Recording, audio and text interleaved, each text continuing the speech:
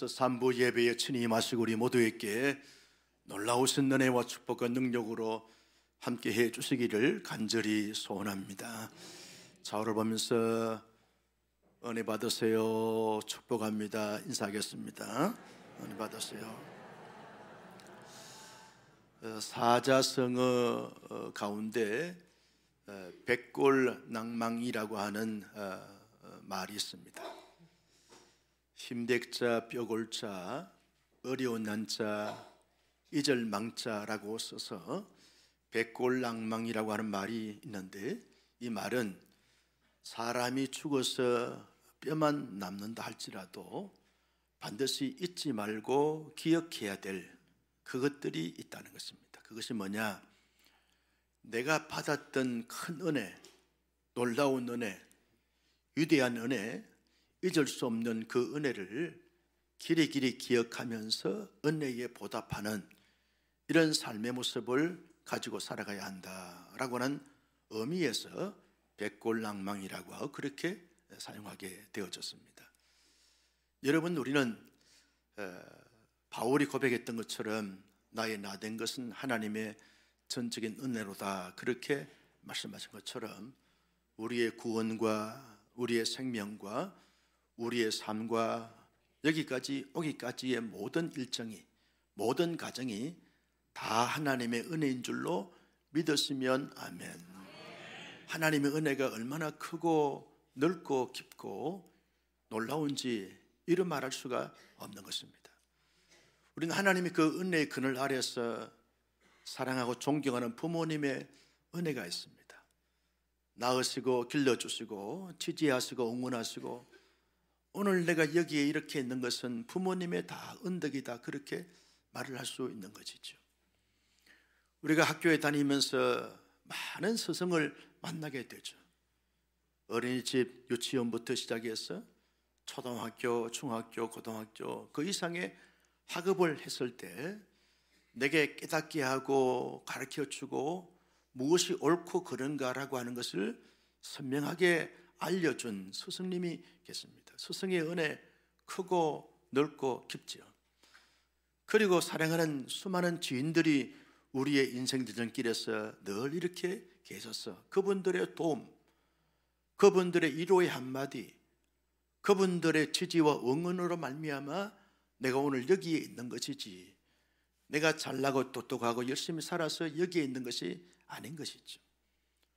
우리가 가까이 있는 사람, 멀리 있는 사람, 나를 잘 아는 사람, 잘 알지 못한 사람, 여러 많은 사람들이 결국은 나에게 도움이 되고 힘이 되고 위로가 되고 능력이 됐기 때문에 그분들의 은혜가 얼마나 크고 놀라운지 모릅니다. 그 은혜를 잊지 않고 늘 기억하며 살아가는 것이 이게 백골낭망의 삶이다, 그렇게 말을 할 수 있습니다. 근데 우리의 삶의 모습을 보게 되면 현실적으로 여러 가지 많은 사건과 사연으로 인하여 은혜를 잊어버리고 살 때가 많습니다. 오히려 내 의지, 내 능력, 내 의를 드러내면서 마치 아무도 내게 도움이 되지 않고 내 스스로 살아왔던 것처럼 생각하면서 그 은혜를 배은망덕한 이런 삶의 모습을 가지고 살아가는 사람들도 있는 것입니다.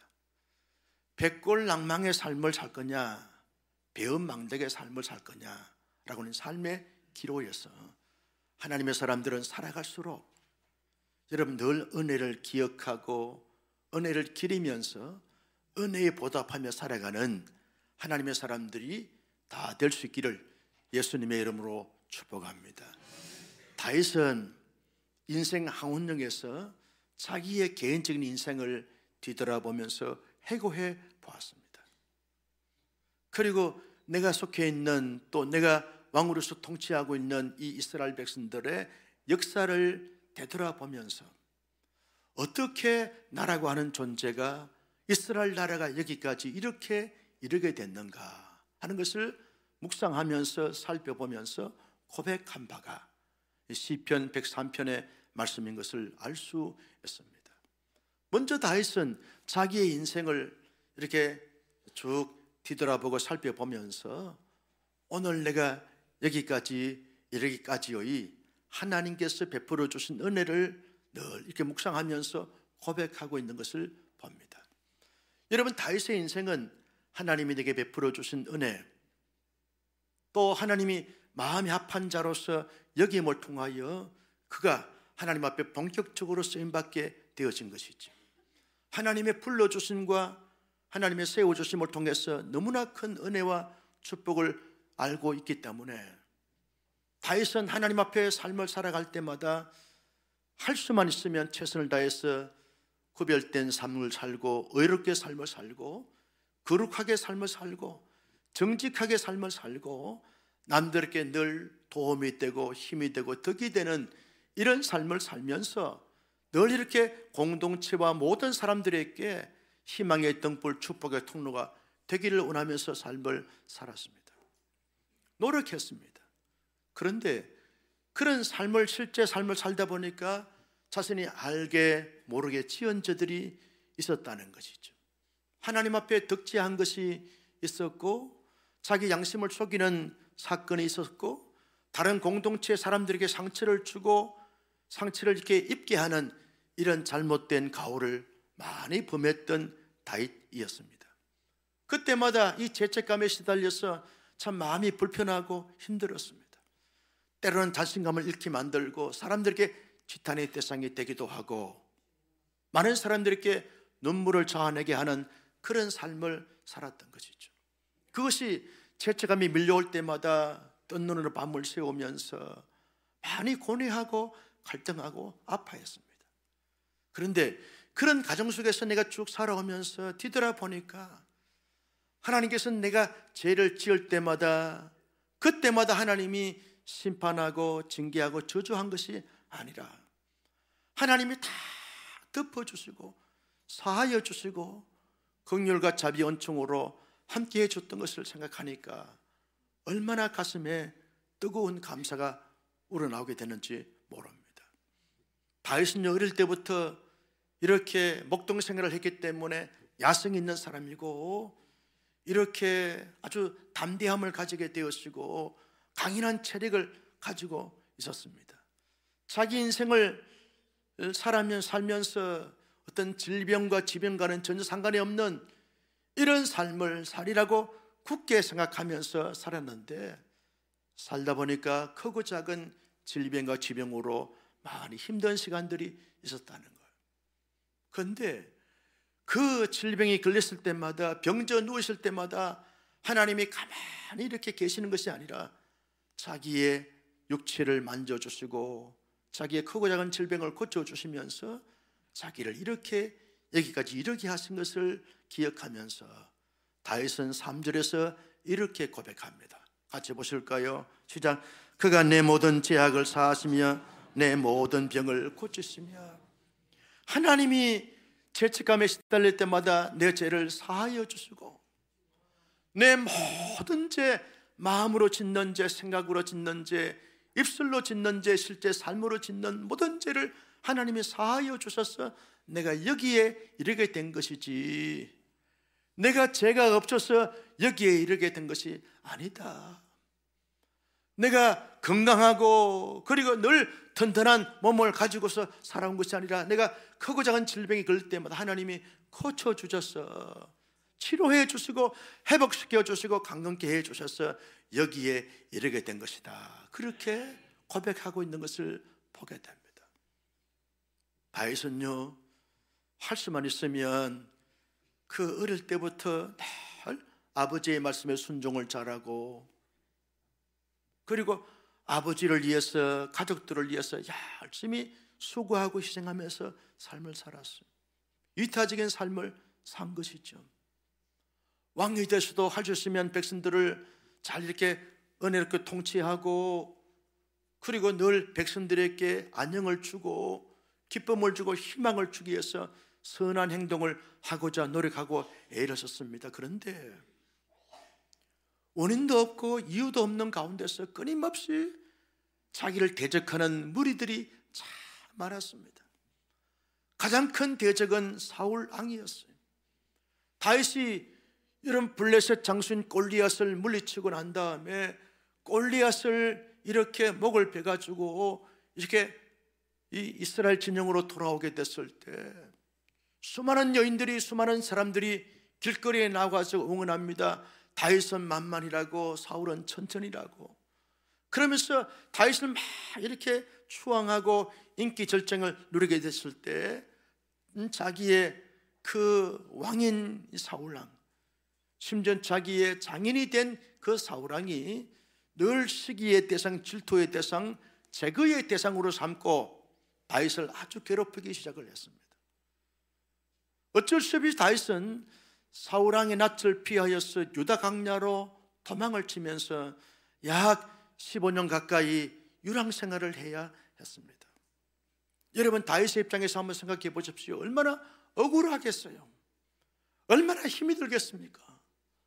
내가 뭘 잘못했길래, 내가 뭐 왕에게 큰 짐이 되기에, 내가 왕이 되려고 노력하고 애쓰고 반란을 일으킨 것도 아닌데도 불구하고 왜 저렇게 나를 못살게 굴고 나를 저렇게 죽이려고, 제거하려고 저렇게 혈안되어 있는가?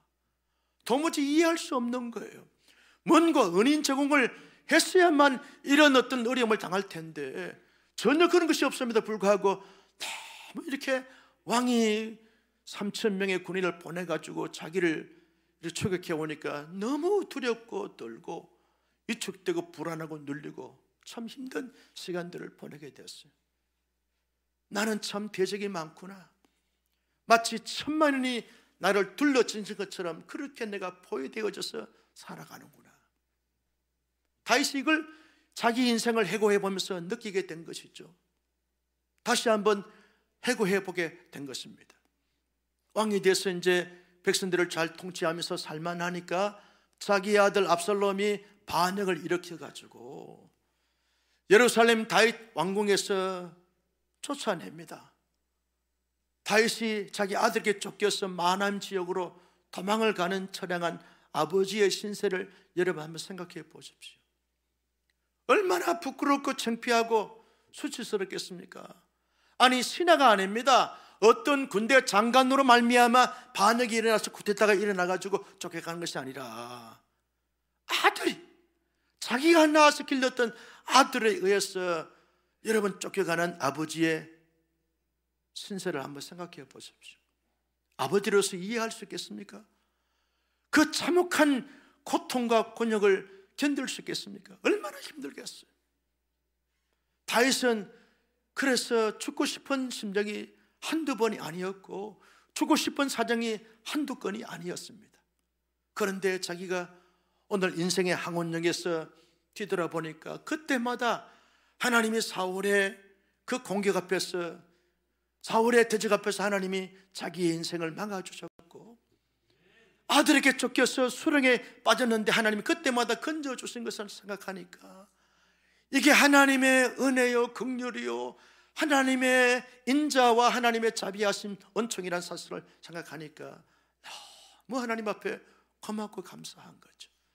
그래서 다윗은 4절에서 이렇게 고백합니다. 볼까요? 시작.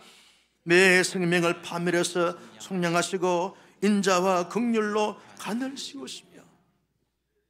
내 인생의 파멸에서 하나님이 건져주셨다는 것을 속량하시고 하나님의 사랑으로, 자비로, 은총으로 말미암아 나를 거기에서 건져내시고 거기에서 지켜주시고 거기에서 뽑아내신 하나님의 은총의 날개를 생각하니까 너무 고맙고 감사한 거예요. 다윗이 어릴 때부터 부족한 것이 참 많았어요. 여러분, 어린 나이에 형들이 싫어하고 아버지가 자기에게만 시킨 이 목축업을 한다는 것이 얼마나 힘들겠어요. 우리나라처럼 이렇게 초당이 목초지가 많으면 그래도 괜찮겠는데 그곳은 황량한 사막 아닙니까? 여러분, 베들레헴 능선을 한번 보십시오. 다 황량한 사막 불판이에요. 그런데 양떼를 먹고 푸른 초장 실만을 먹으러 가려고 그러면 수없는 능선을 넘어야 되는데 어린 나이에 얼마나 애롭고 부족함이 많았겠어요. 그때마다 하나님, 오늘은 어디를 가야 푸른 초장을 만날 수 있고 오늘은 어느 능선으로 가야 실만한 물건을 만날 수 있겠습니까? 이리 맹수 늑대를 만나면 어떻게 합니까? 나는 나이가 어리고 그리고 경험이 없기 때문에 지켜낼 수가 없습니다. 특별히 산적을 만났을 경우는 그 산적을 막아낼 수 있는 그런 힘도 없습니다.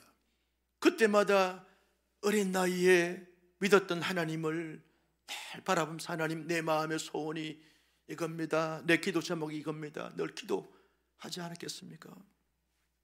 다윗이 왕이 되어서 하나님 앞에 늘 도움을 구했지. 하나님, 블레셋과 왜 10차례 이상 전쟁을 치러야 되는데 전쟁을 할 때마다 블레셋은 전쟁에 능한 사람들이고 무기를 가지고 있는 사람들이기 때문에 이스라엘 백성으로서 블레셋과의 싸운다는 것 자체는 불가능한 것입니다. 승리할 수가 없는 것이죠. 그때마다 다윗이 하나님 앞에 나가서 기도하지 않았겠어요? 하나님, 내 마음의 소원은 이 백성들에게 안녕을 주는 것입니다. 평화를 주는 것입니다. 이 백성들에게 잘 살게 하는 것입니다. 늘 마음의 소원을 품고 하나님 앞에 목놓아 소원을 가지면서 기도했는데 인생의 항원길에서 뒤돌아보니까 하나님이 자기의 마음의 소원을 품을 때마다, 기도할 때마다 하나님이 다 들어주시고 이루어주셨어요.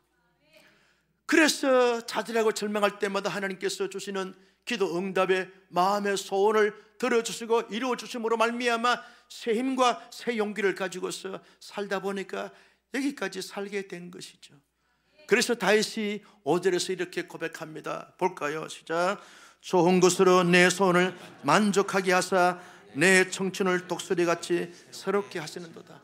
독수리처럼 날마다 새 힘을 주셔서 나르게 하시고 이르게 하시고 감당하게 하시다 보니까 여기까지 이르게 하셨던 것을 보게 됩니다. 다윗은요, 자기 인생을 향하여 베풀어 주시고 펼쳐 주신 하나님의 은총의 날개, 그 날개로 품어 주시고 그 날개로 덮어 주시고 그 날개로 감싸 안아 주심으로 말미암아 자기 인생에 여기까지 이르게 된 것이지, 내 능력과 내 의지와 내 노력과 내 그 경험으로 인하여서 여기까지 온 것이 아니라는 사실을 아주 피를 토하면서 다윗이 하나님 앞에 고백하고 있는 것을 볼 수 있습니다. 다윗은 자기 인생만이 아니라 이스라엘 백성들의 역사를 회고해 보는 것이죠. 어떻게 이스라엘 백성들이 애굽에서 430년 동안 종살이하던 그 노예가 됐던 백성들이 절대 권력을 가지고 제국의 왕으로 있던 저 바로 왕이 이스라엘 백성들을 내어줬단 말인가? 이스라엘 백성들이 반역을 일으키고 이스라엘 백성들이 아주 이렇게 야성이 있어가지고 그리고 전쟁에 능한 자가 되어서 스스로 애굽에서 나왔는가? 아니면 모세의 탁월한 리더십으로 말미암아 나왔는가? 뒤돌아보니까 그것이 아니라는 거예요. 하나님께서 은총의 날개로 바로왕의 강박한 마음을 녹여주시고 그리고 내 백성들을 다 데리고 나가라, 그렇게 말씀함으로 말미암아 모세를 통해서 하나님이 역사해 주심을 통하여 애굽에서 출애굽을 한 것이지, 이스라엘 백성들 스스로 자기 선조들의 힘으로 출애굽을 한 것이 아니라는 사실을 다윗이 깊이 깨닫게 된 것이죠. 여러분, 뒤에는 바로의 군대가 추격해오고 앞에는 홍해바다가 넘실거리고 있고 완전히 사면 초과에 처해 있을 때 하나님이 모세를 통해서 지팡이를 홍해를 가리키라 라고 했을 때 그렇게 하심으로 말미암아 물이 갈라져서 물벽이 생기면서 홍해의 바다는 육지처럼 되어져서 건너게 되어지는 이 놀라운 역사는 모세의 힘도 아니고 이스라엘 백성들의 의지도 아니고 노력도 아닌 하나님의 은총의 날개로 다 역사해 주신 하나님의 역사인 줄로 믿습니다. 여러분, 광야 40년을 이스라엘 백성들이 이제 통과해 가면서 낮에는 장렬하게 비치는 태양빛 때문에 타 죽고 더워서 죽을 텐데 하나님께서 구름 기둥을 다 가려 주셨습니다. 밤에는 열대야로 인해서 추워서 얼어서 죽을 판인데 하나님께서 밤에는 불기둥으로 다 이스라엘 백성을 가려 주셨습니다. 여러분, 그들이 강야에서 심고 가꾸지 않았음에도 불구하고 하늘을 열어 만나를 주셨어요. 고기가 이렇게 부족하니까 메추라기를 허락해 주셔서 만나와 메추라기를 통해서 그들이 영양 보충을 하게 하고 또 건강을, 에너지를 발휘하게 해 주셨습니다. 하나님께서 여러분 썸물을 변하여 단물되게 하시고 반석을 쳐서 샘물을 솟게 하심으로 말미암아 그들의 갈증을 해소해 주신 하나님의 위대한 역사를 이스라엘 백성들이 경험하고 체험을 했어요. 그러면 그런 은혜와 그런 구원과 그런 기적과 그런 능력을 체험했으면 이스라엘 백성들은 어떻게 반응해야 됩니까? 하나님 그저 찬양합니다, 경배합니다, 감사합니다, 영광 돌립니다, 하나님의 뜻대로 살겠습니다, 그렇게 다짐하면서 이스라엘 백성들이 하나님과 늘 동행하면서 삶을 살아가야 되지 않겠습니까? 그런데 이스라엘 백성은 하나님의 은혜를 잊어버리고 현실적으로 조금이라도 힘들고 불편하고 어려우면 하나님 앞에 원망하고 불평합니다. 모세에게 막 이렇게 반역하면서 대듭니다. 아니 애굽에 매장지가 없어서 강야에서 매장을 하려고 여기까지 데려왔냐? 애굽에는 소고기, 돼지고기, 닭고기, 껌고기 다 있는데 여기는 고기가 있냐? 거기는 마늘도 있고 부추도 있고 고춧가루도 있는데 여기는 뭐가 있냐? 그러면서 원망하고 불평합니다. 하나님 앞에 반역하는 백성들을 하나님이 죄를 지을 때마다 그들을 심판하면, 심판했으면 벌써 역사의 가정 속에서 흔적조차 없을 정도로 진멸당하고 멸절을 당했을 텐데 하나님이 이스라엘 백성들이 그렇게 은혜를 받아서 은혜에 보답하지 못하고 반역하고 죄를 지어도 하나님이 그때마다 노를 더디하시고 죄를 지을 때마다 하나님께서 징벌하지 아니하시고 은총의 날개로 다 덮어주시면서 기다려 주신 것이죠. 기다려 주신 것이죠. 이스라엘 백성들이 거룩해서 의로워서 잘 살아서 여기까지 이르게 된 것이 아니라 하나님의 은총의 날개로 덮어주시고 사여주시고 품어주시기 때문에 이스라엘 백성들이 여기까지 온 것이라는 거죠.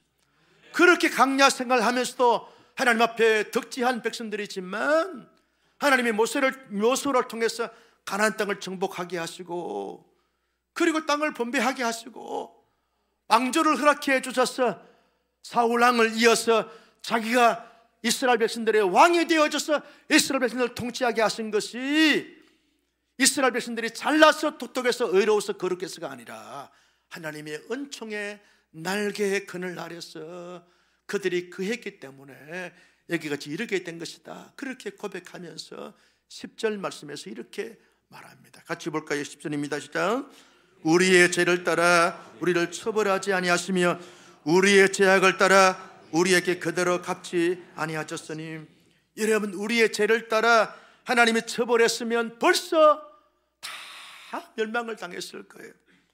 우리의 죄악을 따라 우리를 그대로 갚아주셨으면 이 땅에 살아남을 자가 아무도 없는 이스라엘 백성들이 되었을 것입니다. 그런데 하나님께서 우리의 죄를 따라 처벌하지 아니하시고 여기에 은총의 날개가 있는 것이죠. 우리의 죄악을 따라 우리를 그대로 갚지 아니하시는 하나님의 갚지 아니하시는 은총의 날개가 여기에 들여졌기 때문에 이스라엘 백성들이 살아온 것이다. 그렇게 다윗이 고백을 합니다.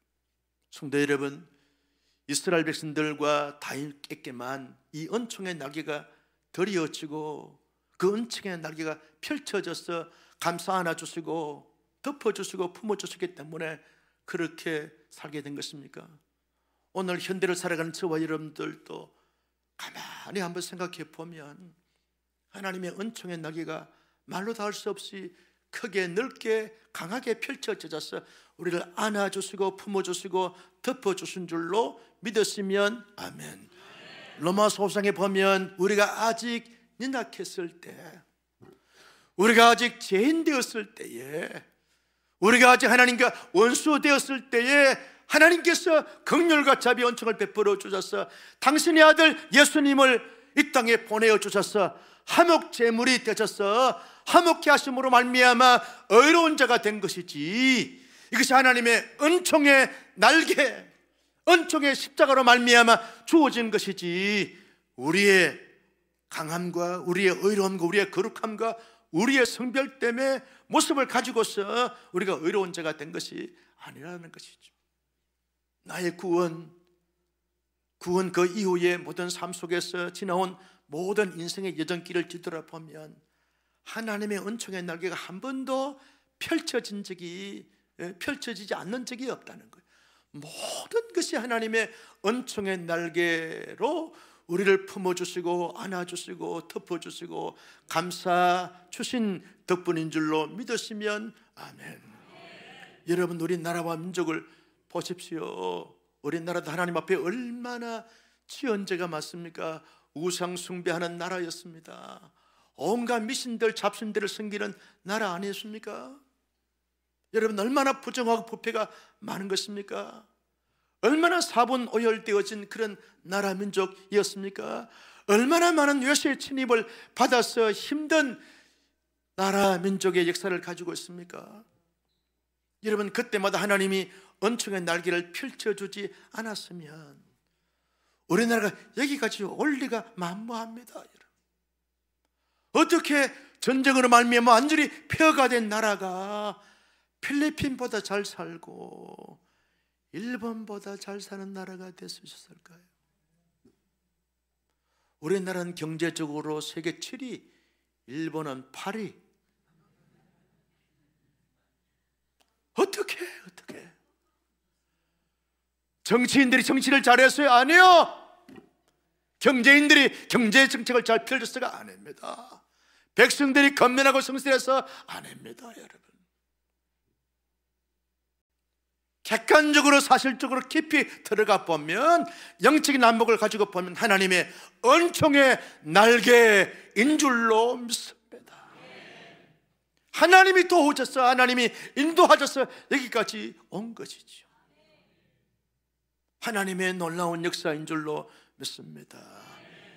우리 교회도 이제 29년 차 접어들게 되는데, 지난 29년을 보게 되면 여러분, 우리가 열심히 믿어서 열심히 헌신해서 여기까지 온 것도 사실이지만 그것만이 전부가 아니에요. 하나님의 은총의 날개가 아니었으면 온 사람께 여기까지 올 리가 만무합니다. 얼마나 힘들었어요. IMF 때 이 예배당 건축하느라고 얼마나 힘들었어요. 여기 계신 우리 장로님, 지사님, 권사님들이 얼마나 마음을 졸였어요. 벌써 부도가 나도 벌써 부서가 나서 온사랑 교회 간판을 떼놓고 그 사랑 교회로 붙였어야 될지 몰라요. 여러분, 그렇지 않습니까? 목사가 목회를 잘해서 아니에요.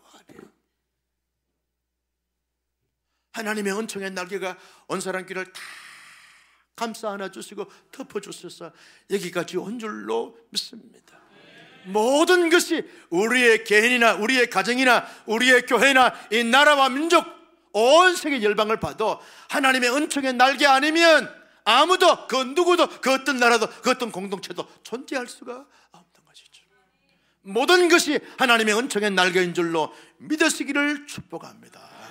그 은총의 날개를 경험한 하나님의 사람이었으면 어떻게 반응하면서 살아가야 합니까?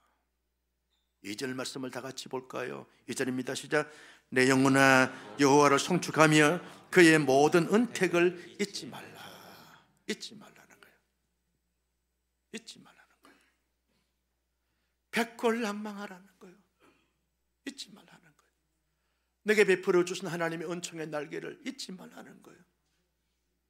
우리 가정을 향한 하나님의 은총의 날개를 잊지 말라는 거예요. 우리 교회를 향한 하나님의 은총의 날개를 잊지 말라는 거예요.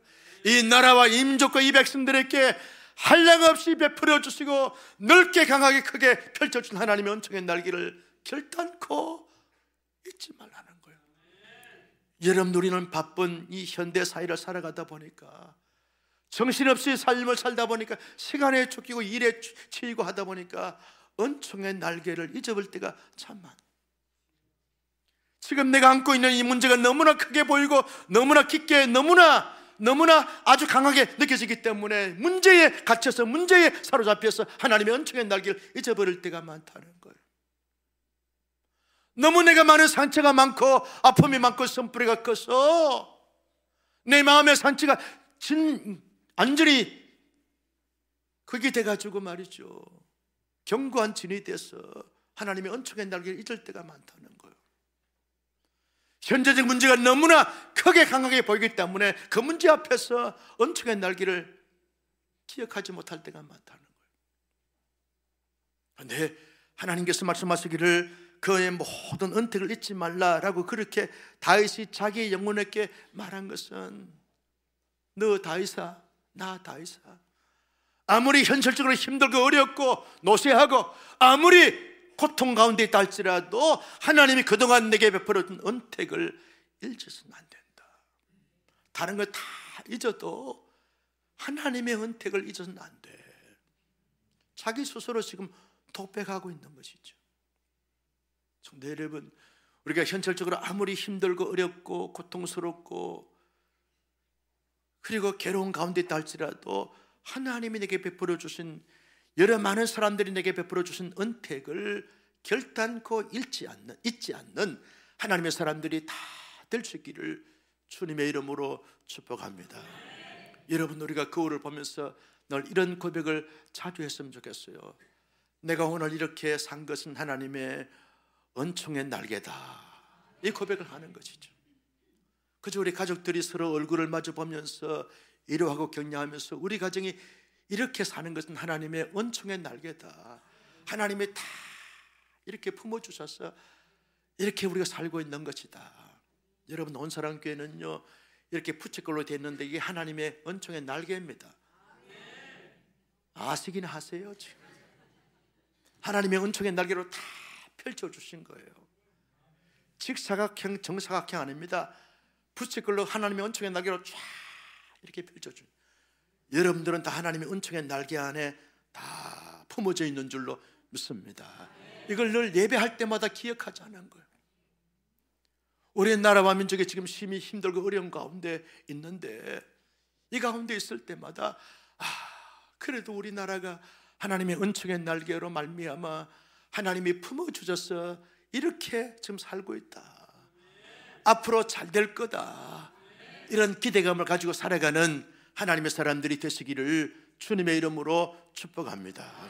하나님의 은총의 날개를 경험한 하나님의 사람들은 어떻게 살아가야 합니까? 1절 말씀을 다 같이 볼까요? 시작. 내 영혼아 여호와를 송축하라. 내 속에 있는 것들아 다 그의 거룩한 이름을 송축하라. 하나님을 송축하라는 거예요.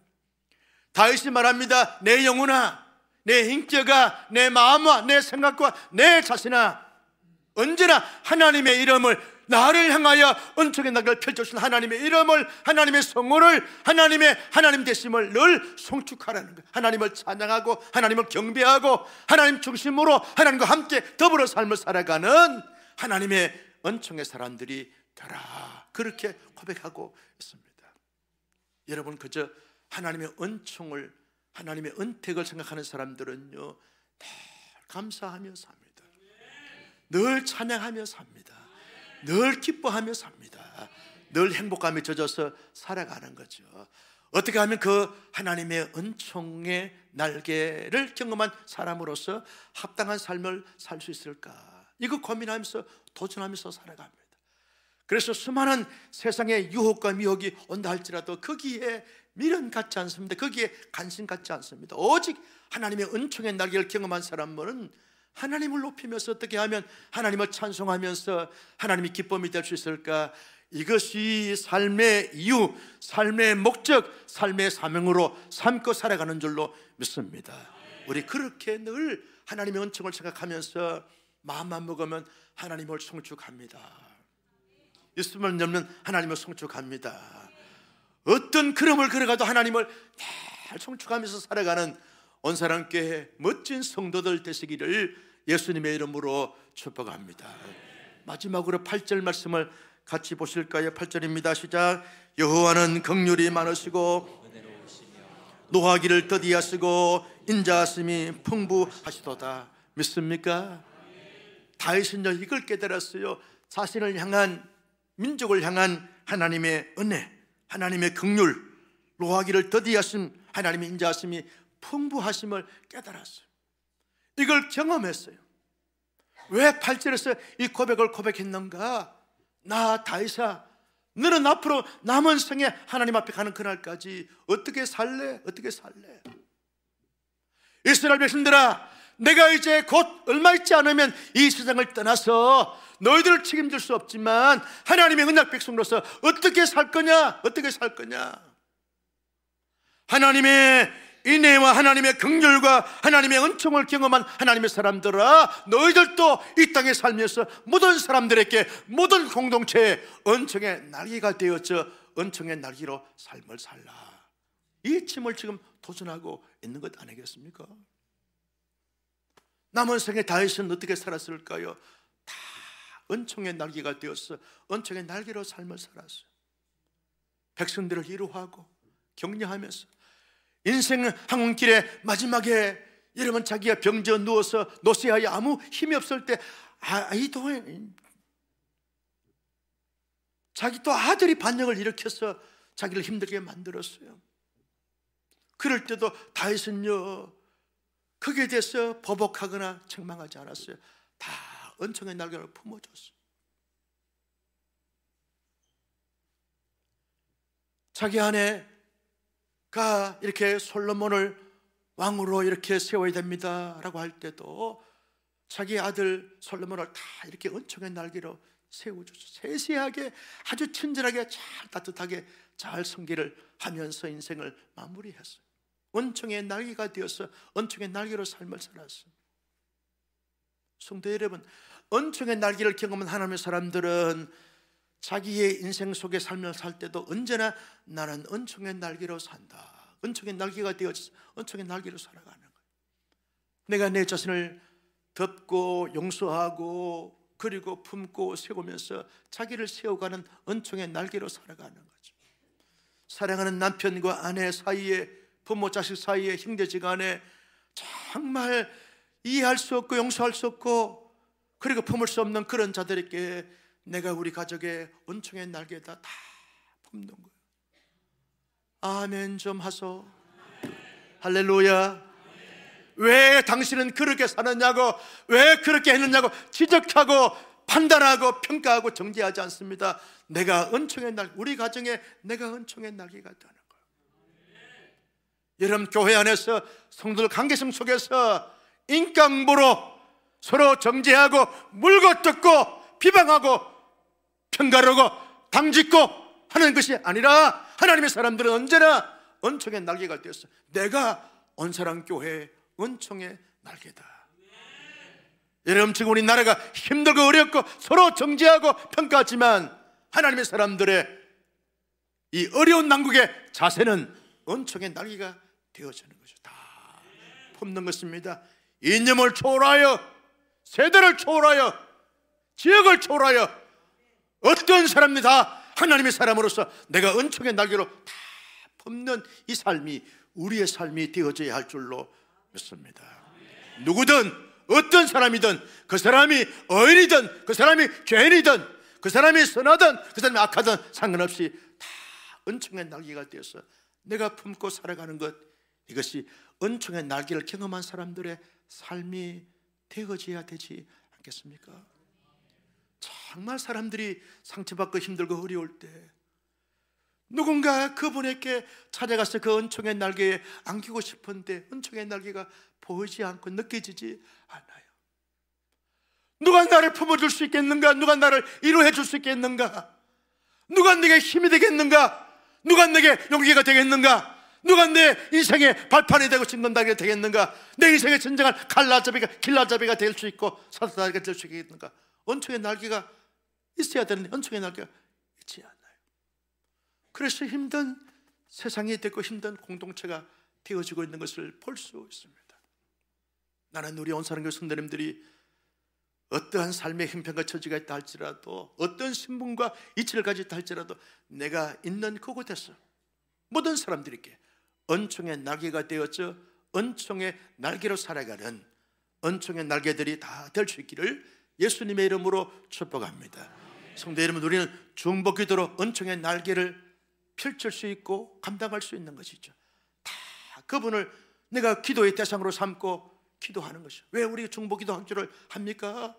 온사랑교회 모든 성도들이, 모든 재직들이, 모든 중재들이 정말 시대 가운데 살면서 그저 그런 사람으로 살지 않고 모두가 다 은총의 날개가 되어보라는 거예요. 기도로 다 품고, 기도로 녹이고, 기도로 세우고, 기도로 축복을 받게 하고, 기도로 잘되게 하는 이런 중보기도 사역자들이 다 되어져서 이 시대에 기도의 은총의 날개들이 될 수 있기를 예수님의 이름으로 축복합니다.